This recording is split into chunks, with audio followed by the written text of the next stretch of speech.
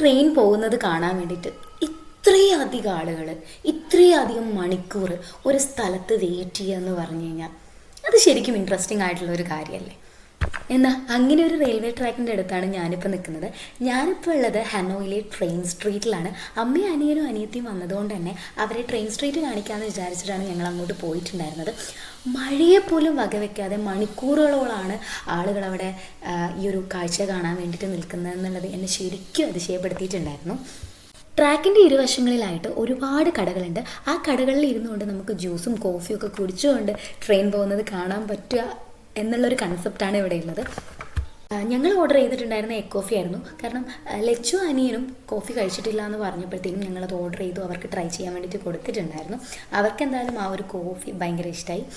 Coffee കുടിച്ച് ആ ഒരു ചാറ്റൽ മഴയത്ത് ട്രെയിൻ പോകുന്നത് കാണാൻ ഒരു പ്രത്യേക വൈബ് തന്നെയായിരുന്നു കേട്ടോ.